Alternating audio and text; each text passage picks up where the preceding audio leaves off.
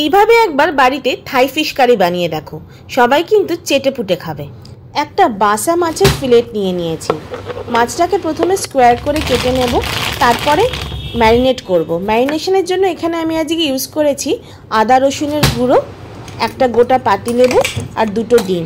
সব কিছু ভালোভাবে মাখিয়ে মাছটাকে আধ ঘন্টা মতো রেখে দেব। বাসা মাছ কিন্তু খুব নরম মাছ, হতে খুব একটা বেশি সময় লাগে না। ফ্রাইং প্যানে একটু তেল গরম করে মাছগুলোকে এপিট ওপিট করে ভেজে নেব।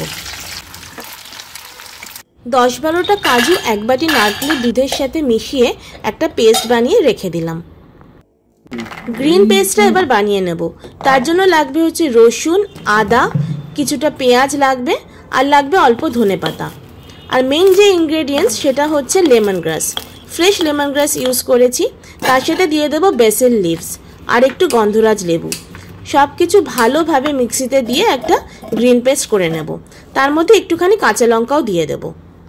কড়াইতে 2 চামচ মতো তেল গরম করে গ্রিন পেস্টটা দিয়ে 5 থেকে 7 মিনিট মতো রান্না করব। তার মধ্যে অল্প একটু নুন দিয়ে দেব, আর তার সাথে দিয়ে দেব নারকেলের দুধ আর কাজুর পেস্ট। তারপরে মাছগুলোকে এর মধ্যে অ্যাড করে দেব। মাছগুলোকে দিয়ে মোটামুটি 10 মিনিট মতো রান্না করব, আর ওপর থেকে গন্ধরাজ লেবু আর বেসিল লিভস দিয়ে দেব।